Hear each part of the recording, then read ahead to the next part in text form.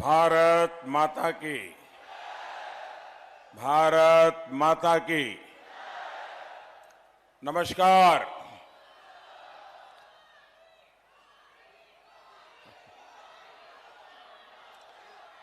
मैं देख रहा हूं, मेरी नजर जहां पहुंच रही है उससे भी उस पार मैं इतना बड़ा जनसागर देख रहा हूं।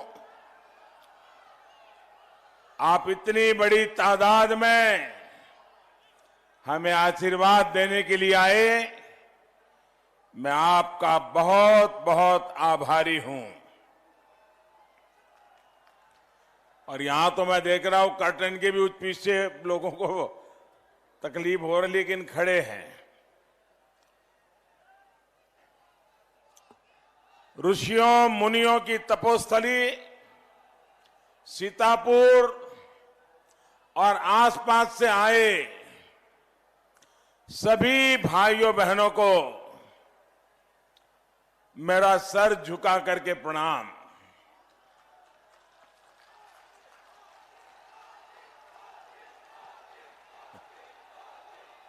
आपका ये उत्साह बता रहा है कि यूपी में अगले 5 चरणों में भी बीजेपी का ही परचम लहराएगा। अब आप सभी को मिलकर के भाजपा को रिकॉर्ड सीटों से जिताना है। 2017 में जो रिकॉर्ड यूपी के लोगों ने बनाया, अब आपको अपना ही रिकॉर्ड तोड़ना है।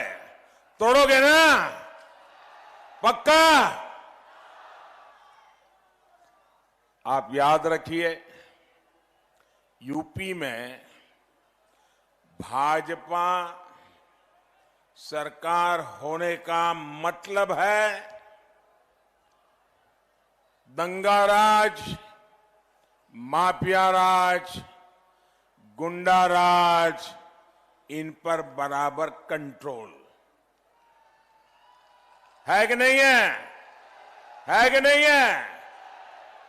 यूपी में भाजपा सरकार का मतलब है पूजा के दिन हो, पर्वों के दिन हो, पूजा पर्वों को मनाने की खुली स्वतंत्रता। यूपी में भाजपा सरकार का मतलब है बहनों बेटियों की मनचलों से सुरक्षा।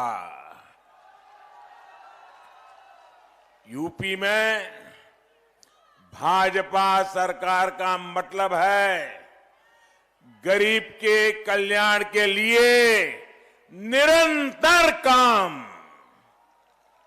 यूपी में भाजपा सरकार का मतलब है केंद्र की योजनाओं पर डबल स्पीड से काम। साथियों, आज संत रविदास जी की जन्म जयंती भी है। रविदास जी के अनेकों मंदिरों में अनेक भक्त जुटे हुए हैं। आज सुबह मुझे भी दिल्ली में संत शिरोमणि श्री गुरु रविदास जी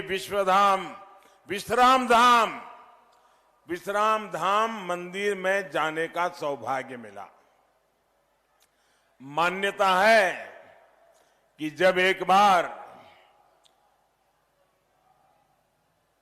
गुरु रविदास जी राजस्थान जा रहे थे तो दिल्ली में उसी स्थान पर उन्होंने विश्राम किया था। मेरे लिए दोहरी खुशी ये भी है कि मैं उस काशी का सांसद हूं जहां संत रविदास जी का जन्म हुआ था। ये भी मेरा सौभाग्य है कि बनारस में उनके मंदिर परिषद के सौंदर्यीकरण का कार्य, एक पवित्र कार्य करने के लिए ईश्वर ने मुझे निमित्त बनाया।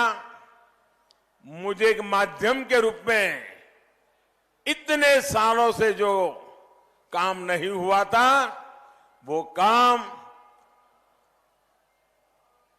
मुझे उस स्थान पर करने का, रविदास जी के मंदिर के पूरे परिसर को सजाने का मौका मिला। दशकों से रविदास जी के भक्त हर सरकार से इसकी मांग करते थे, हर व्यक्ति से इसकी मांग करते थे, लेकिन चुनाव आता था, लंगर चखना, फोटो निकालना और भाग जाना, यही होता था। भाजपा सरकार वहां संत रविदास जन्मस्थली विकास परियोजना पर भी तेजी से काम कर रही है। रविदास जी के श्रद्धालुओं के लिए अनेक सुविधाएं वहां विकसित की गई हैं। आज वहां उनके भव्य मंदिर में दर्शन के लिए देश के कोने कोने से लोग पहुंच रहे हैं। मुझे विश्वास है कि संत रविदास जी की जन्मस्थली पर भाजपा सरकार जो सुविधाएं बना रही है, उससे श्रद्धालुओं को बेहतर अनुभव मिलेगा। हालांकि मुझे देखकर भी तकलीफ होती है कि यहां पहले जिन्होंने 5 साल तक सरकार चलाई, 2017 से पहले, उन्हें संत रविदास जी के नाम से भी कितनी चीड़ रही है, ये मुझसे ज्यादा उत्तर प्रदेश के लोग जानते हैं। साथियों, संत रविदास जी की प्रेरणा से हमारी सरकार सबका साथ, सबका विकास, सबका विश्वास और सबका प्रयास के मंत्र पर चल रही है। हमारी योजनाओं के केंद्र में गरीब है, दलित, शोषित, पिछड़े, वंचितों का कल्याण है। आप सब जानते हैं भाइयों बहनों, पूरी दुनिया पिछले 2 साल से 100 साल में नहीं आई ऐसी भयंकर महामारी में उसकी चपेट में है। पूरी दुनिया इस महामारी के इस काल में भाजपा सरकार ने गरीब का जीवन बचाने को सर्वोच्च प्राथमिकता दी है।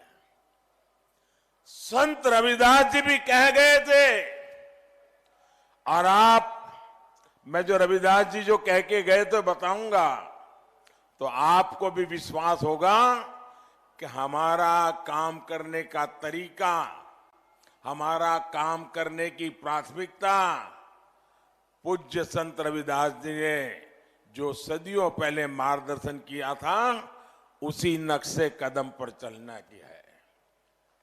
संत रविदास जी ने क्या कहा था? संत रविदास जी ने कहा था, ऐसा चाहूं राज में, यानी मैं ऐसा राज चाहता हूं, ऐसा चाहूं राज में मिले सबन को अन्न, छोट बड़ो सब सम सबसे, छोट बड़ो सब सम बसे, रविदास रहे प्रसन्न। यानी मैं एक ऐसा राज चाहता हूं, रविदास जी ने कहा है, मैं एक ऐसा राज्य चाहता हूं जिसमें सभी को अन्न मिले, हर कोई एक समान समरस होकर रहे। इसी सोच के साथ यूपी के करोड़ों लोगों को करीब करीब 2 साल से मुफ्त राशन दिया जा रहा है। इसमें 9.25 करोड़ से अधिक साथी पिछड़े वर्ग से हैं। अनुसूचित वर्ग के हमारे 3 करोड़ भाइयों और बहनों को भी भाजपा सरकार मुफ्त राशन दे रही है।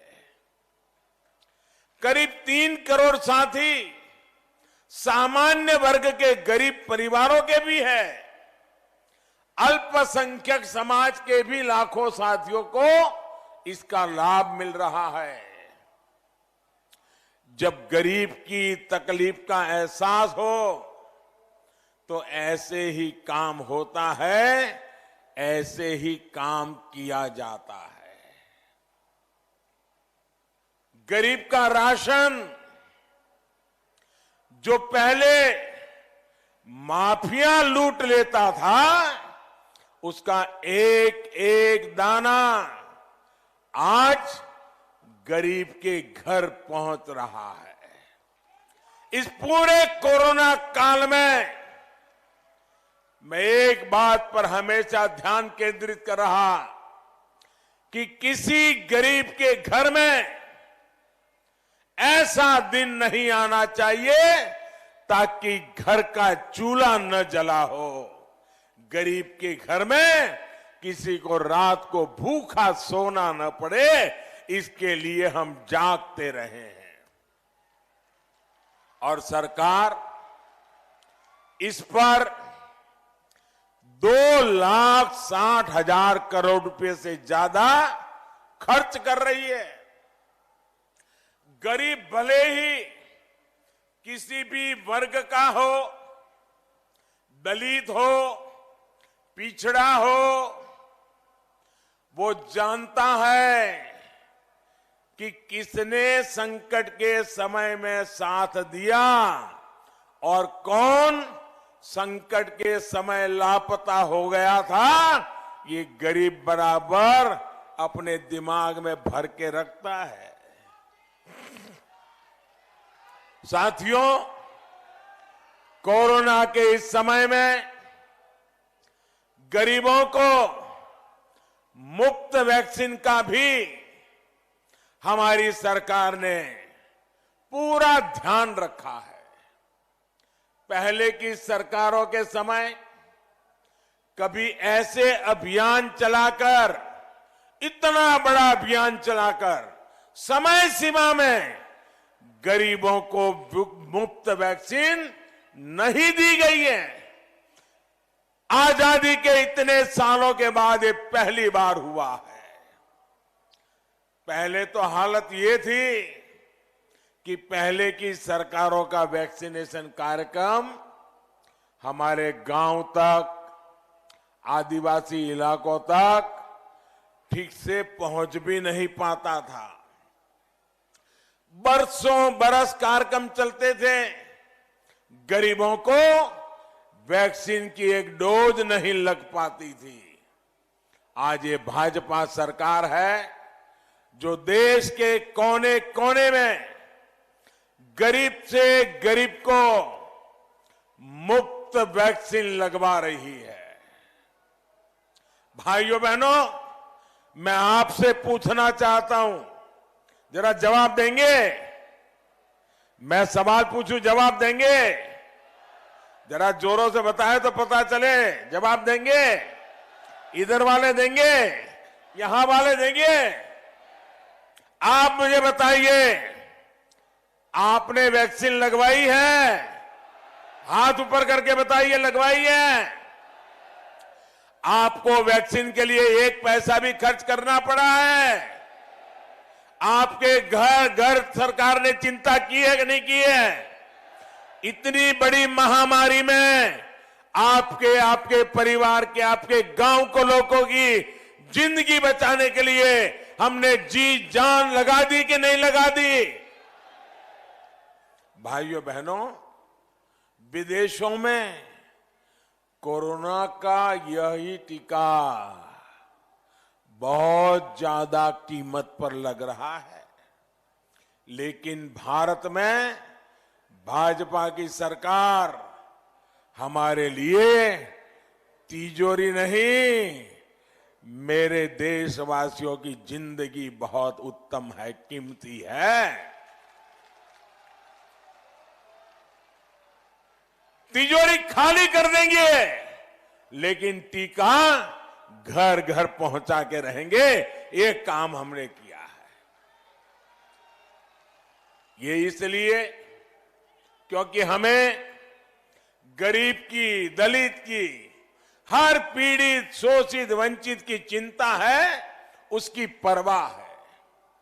इस पर भी हमारी सरकार हजारों करोड़ रुपए खर्च कर रही है। भाइयों बहनों, हजारों करोड़ रुपए इस कोरोना काल में गरीबों को आयुष्मान भारत योजना का भी बहुत लाभ मिला है।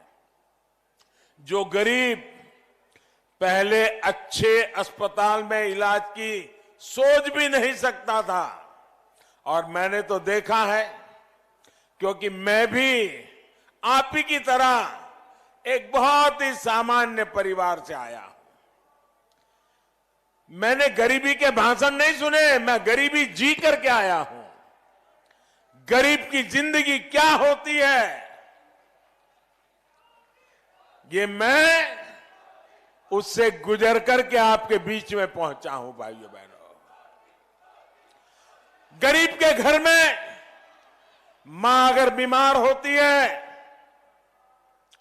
सालों साल तक दर्द सहती है, किसी को बताती तक नहीं है घर में, और दर्द हद से बाहर हो जाए, डॉक्टर के पास ले जाए बच्चे और डॉक्टर ऑपरेशन के लिए कहें, तो मां कहती है नहीं, मुझे ऑपरेशन नहीं करवाना है। इसलिए नहीं कि वो ऑपरेशन से डरती थी, वो इसलिए ऑपरेशन नहीं करवाती थी कि वो सोचती थी कहीं बच्चे कर्ज लेकर के मेरा ऑपरेशन करवाएंगे और मेरे बाद उनके सर पर इतना कर्ज बना रहेगा कि वो जिंदगी नहीं जी पाएंगे। और इसलिए मां खुद बीमार रहना पसंद करती थी, लेकिन बच्चों के शरीर माथे पर कर्ज नहीं आने देती थी। ये सही है कि नहीं है भाइयों? ऐसा ही होता है कि नहीं होता है?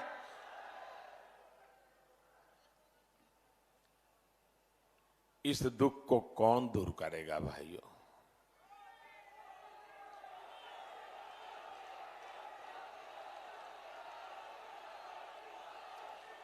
ये गरीब की चिंता कौन करेगा?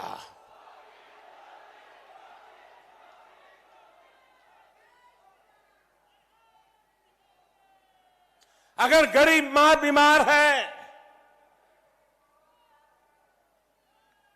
तो उस मां का इलाज कौन करवाएगा?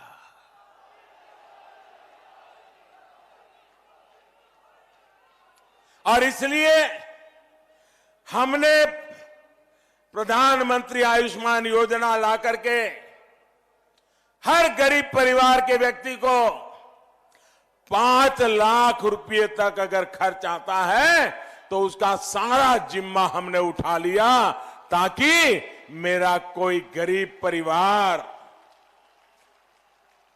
दवाई के अभाव में, डॉक्टर के अभाव के, अस्पताल के अभाव में दम तोड़ न दे। भाइयों, आखिर सरकार होती किसके लिए है? सरकार गरीबों के लिए होती है। अरे अमीर तो बीमार हो जाएगा तो 10 डॉक्टर उसके घर आकर के कतार लगा के खड़े हो जाएंगे, हवाई जहाज में उसको उठा करके ले जाएंगे जहां अच्छी अस्पताल होगी, लेकिन गरीब कहां जाएगा?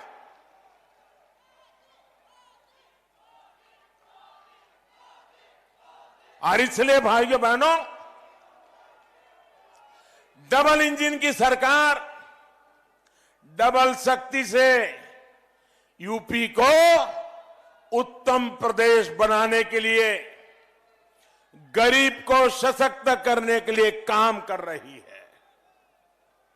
हमारे गरीब, पिछड़े, दलित भाई बहनों का बहुत बड़ा सपना था कि उनके पास भी पक्का घर हो। भाजपा सरकार ने अपने 5 साल में सिर्फ उत्तर प्रदेश में, मेरे साथ भाइयों बहनों आंकड़ा याद रखना जरा, 5 साल में उत्तर प्रदेश में 34 लाख पक्के घर बनाकर हमने गरीबों को दिए हैं और आज गरीब पक्के घर में रहने लगा है भाइयों।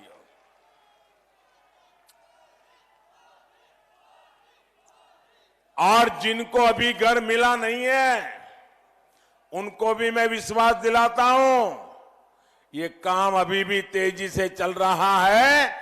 आने वाले दिनों में आपका नंबर भी लगने वाला है। ये मोदी है, करके रहेगा, दे के रहेगा। और मेरे लिए खुशी की बात है, अब मेरे मंत्री परिषद में पंकज चौधरी जैसा वित्त मंत्री है, फाइनेंस मिनिस्टर हैं, एमओएस। इस बार के बजट की पूरी हिंदुस्तान में तारीफ हो रही है। ये बजट किसने दिया है? ये पंकज चौधरी जी ने दिया है जी। और उन्होंने भी आपके दुख दर्द को जानते हैं। इस बजट में भी गरीबों को लाखों घर देने के लिए कोटि कोटि रुपयों का प्रावधान कर दिया है। मैं पंकज जी को अभिनंदन देता हूं भाइयों बहनों। गरीब माताओं बहनों बेटियों को खुले में शौच के अपमान से, पीड़ा से मुक्ति चाहिए थी। कैसे दिन थे आजादी के 7 दशक के बाद। मेरी गरीब मां अंधेरे का इंतजार करती थी। शौच जाना है तो सुबह सूरज उगने से पहले भागती थी, कितनी ही ठंड हो जाना पड़ता था कहीं जंगल में, और शाम को सूरज ढलने से बाद जा पाती थी। पीड़ा सहन करती थी, शौचालय की सुविधा नहीं मिलती थी। ये मेरी मां का दर्द, मेरे इन गरीब परिवारों का दर्द, गरीबी से आया हुआ उसका बेटा ही जान सकता है।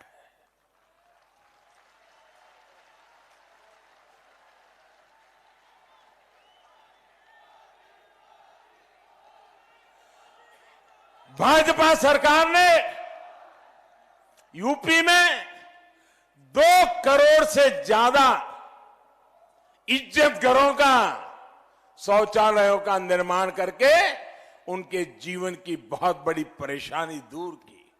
और मैं उत्तर प्रदेश की बहनों का एक विशेष कारण से आभार व्यक्त करता हूं, क्योंकि शौचालय को इज्जत घर जो नाम मिला है ना, वो मेरी उत्तर प्रदेश की बेटियों ने दिया है।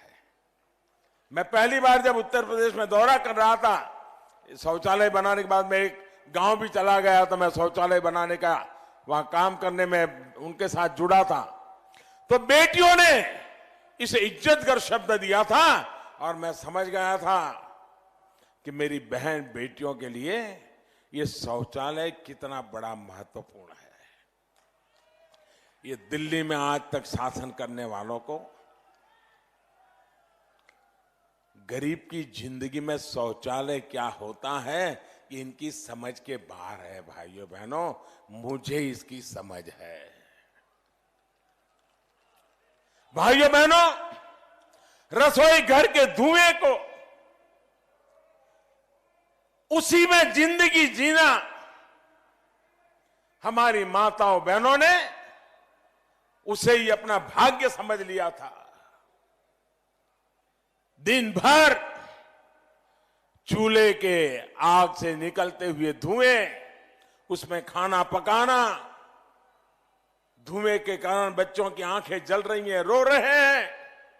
मां के शरीर में हर दिन 400 सिगरेट जितना धुआं उसके शरीर में जा रहा है, कितना दर्द झेलती होगी। हमने ऐसी करोड़ों बहनों को इस दर्द से मुक्ति के लिए उज्ज्वला योजना के तहत गैस का कनेक्शन दिया। भाइयों बहनों, हमारे देश में आज से 7 साल पहले गैस का कनेक्शन ये स्टेटस सिंबल हुआ करता था। एमपी, एमएलए, मंत्री, उनकी सिफारिश से गैस कनेक्शन मिलता था।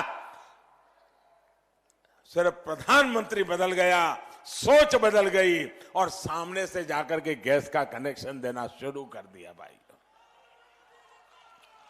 जिन करोड़ों बहनों बेटियों का अधिकतर समय पीने के पानी के इंतजाम में बीत जाता है। मैं तो एक ऐसे राज्य से आता हूं जहां 10 साल में 7 साल सूखा रहता था, पानी की किल्लत रहती थी। मैं उस दर्द को जानता हूं और इसलिए मैं देखता था मेरी माताएं, बहनें, बच्चियां स्कूल नहीं जाती थी। क्यों? 3-3 किलोमीटर दूर पानी लेने जाना पड़ता था।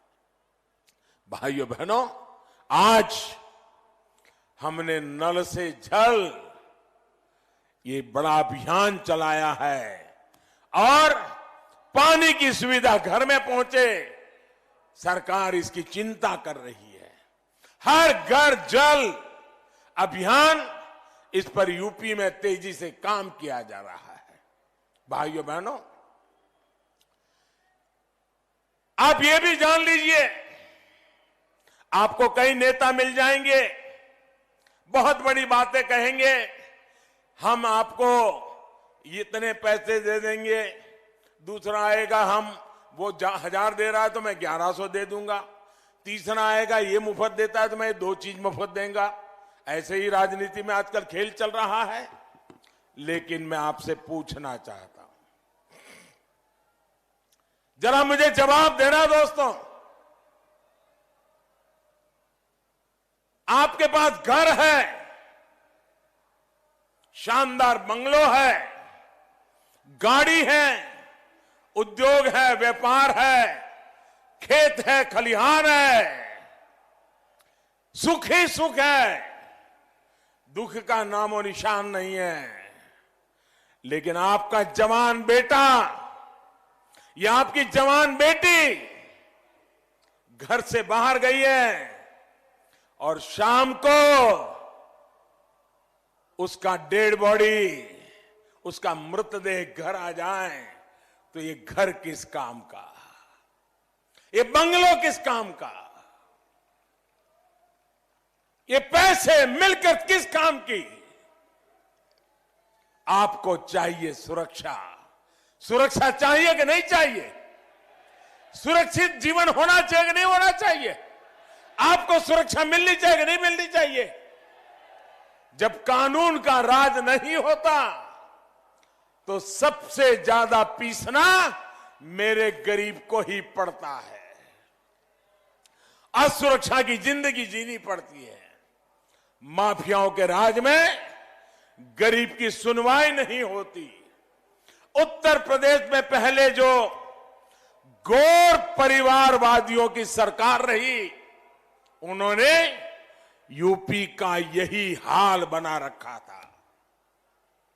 हमारे दुकानदार, व्यापारी, कारोबारी कभी नहीं भूल सकते कि कैसे पहले की सरकार के समय गुंडागर्दी चरम पर थी।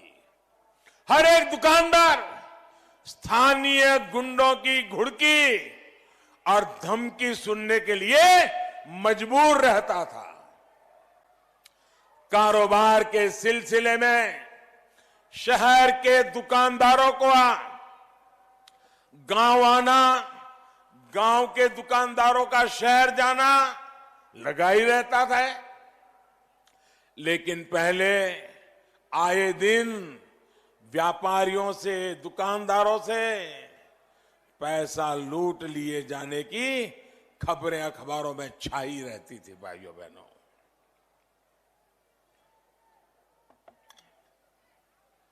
यहां तो हालत यह थी कि अगर कोई त्योहार बिना तनाव, बिना कर्फ्यू के निकल जाता था तो लोग राहत की सांस लेते थे।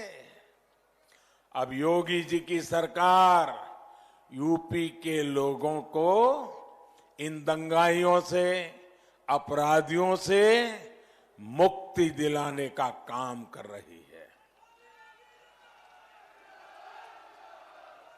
और इसलिए आज पूरा यूपी कह रहा है, आज पूरा यूपी कह रहा है, जो कानून का राज लाए हैं हम उनको लाएंगे।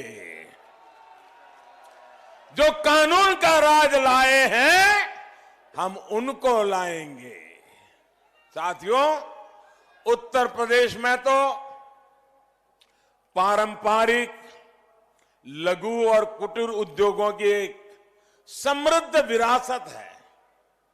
सीतापुर की सूती और ऊनी दरी तो देश भर में मशहूर है और आज मुझे भी तोहफा मिल गया, मैं आपका आभारी हूं। वैसे मैं बताऊं जी, मैं जब छोटा था तो मैंने जो बड़े बड़े शहरों के तो नाम सुने थे, लेकिन सीतापुर का नाम बहुत सुना था हमने मेरे गांव में। शायद वर्तमान पीढ़ी को मालूम नहीं होगा, जब मैं छोटा था तो मैं मेरे गांव में सीतापुर नाम सुनता था। तब यह भी मालूम नहीं था कि सीतापुर की कहां पड़ता है। हम तो सोच रहे थे कि गुजरात के किसी कोने में होगा, क्योंकि जो थोड़े अच्छे घर के लोग होते थे और उनको कोई आंख की तकलीफ होती थी तो वो सीतापुर आते थे। मेरे गुजरात से आंख की बीमारी से दवाई के लिए लोग सीतापुर आते थे। आज हालत यह है, मैं इसका वर्णन नहीं करता हूं। योगी जी ने इसको ठीक करने के लिए 5 साल बड़ी मेहनत की है भाइयों। अब मेरा सीतापुर के बुनकर साथियों का ये जो दरी वाला काम है, उनका जो परिश्रम है, ये दुनिया भर में जाए, इसके लिए हम एक जनपद एक उत्पाद योजना लेकर के आए हैं। मुझे बताइए भैया, अगर मैं vocal for local, vocal for local, vocal for local ये बार बार चीख चीख करके बोलता रहता हूं, दिवाली आए तब भी बोलता हूं, होली आए तब भी बोलता हूं, शिवरात्रि आए तब भी बोलता हूं, शादी की सीजन आए तब भी बोलता हूं। क्यों बोलता हूं भाई? मेरा तो कोई कारखाना है नहीं, कोई मेरा माल बेचने के लिए नहीं कर रहा हूं, क्योंकि मुझे मालूम है हिंदुस्तान के हर जिले में ऐसे उत्पाद हैं, उनके लिए मैं बोलता रहूंगा, दुनिया में बेचता रहूंगा, ताकि सीतापुर की दरी दुनिया के बाजार में बिकना शुरू हो जाए भैया। आप मुझे बताइए भैया, अगर कोई भी राजनीतिक दल का नेता अगर ये बोलेगा, कोई भी राजनीतिक दल का नेता, कि भाई वोकल फॉर लोकल, स्थानीय चीजें खरीदिए, मुझे बताइए उस पार्टी का कोई नुकसान होगा क्या? कोई नुकसान होगा क्या? अगर वो ऐसा बोलते हैं और आपकी 10, 12, 50 दरी ज्यादा बिकती है तो आपका भला होगा कि नहीं होगा? आपका भला होगा कि नहीं होगा? लेकिन उनको तो इसमें भी दर्द है। अगर वोकल फॉर लोकल बोल दिया और सीतापुर की दरी ज्यादा बिक गई और सीतापुर के लोग सुखी हो गए तो क्रेडिट तो योगी जी को मिलेगा, क्रेडिट तो मोदी जी को मिलेगा, इसलिए बोलना ही नहीं। भाइयों बहनों, मैं आपके लिए बोलता हूं, आपके परिश्रम के लिए बोलता हूं, आपके हुनर के लिए बोल रहा हूं भाइयों। ये गौर परिवारवादियों की सोच ने तो इतने वर्षों तक अपने कारीगरों के हुनर के बजाय विदेश से आयात पर ही बल दे दिया। अब तो हमने झांसी से लेकर के अलीगढ़ तक डिफेंस कॉरिडोर का जो काम शुरू किया है ना, हमने तो बजट में, हमारे पंकज जी ने बहुत बढ़िया काम कर दिया है। उन्होंने बजट में कह दिया है कि रक्षा क्षेत्र में भी इतने रुपयों का माल तो हिंदुस्तान में से ही लेना होगा, बाहर से नहीं ला सकते हो। इसके कारण हमारे देश में जो लोग तैयार करते हैं चीजें, वो बिकेगी। भाइयों बहनों, आज हम लोकल के लिए वोकल होने की बात कर रहे हैं, इसके पीछे यही हमारा प्रयास है। हमारी कोशिश है कि देश में अधिक से अधिक उत्पादन हो, अधिक से अधिक रोजगार के नए अवसर बने। आपको याद होगा 7-8 साल पहले मोबाइल फोन कितना महंगा होता था। उस समय ज्यादातर मोबाइल फोन विदेश से ही आते थे। भाजपा सरकार की कोशिशों की वजह से आज भारत मोबाइल फोन बनाने वाला दुनिया का दूसरा सबसे बड़ा देश आज भारत बन गया है। भाइयों, आज भारत में मोबाइल फोन बहुत सस्ता हुआ है, इंटरनेट सस्ता हुआ है, गरीब से गरीब की पहुंच में है। और ये मोबाइल फोन मेरे देश के नौजवान बेटे बेटियां बना रही हैं और मेरे देश में माल तैयार हो रहा है और बिक रहा है। लोगों को रोजगार मिल रहा है, आपको सस्ता मोबाइल मिल रहा है। साथियों, नियत साफ हो, प्रयास ईमानदार हो, दिल में सेवा का भाव हो, तो रास्ते तो निकलते ही है। आप ये भी याद करिए, आपके घर में जो एलईडी बल्ब आता है, वो 6-7 पहले 300-400 रुपये का एक लट्टू आता था। हमने देश में ही इनका बहुत बड़ी मात्रा में उत्पादन करने पर जोर दिया। आज ये बल्ब, ये लट्टू 50-60 रुपये में मिल रहा है। सिर्फ बल्ब सस्ता नहीं हुआ, बल्कि बिजली का बिल भी कम हुआ। यूपी के लोगों के भी सैकड़ों करोड़ रुपए एलईडी बल्ब की वजह से बचे हैं।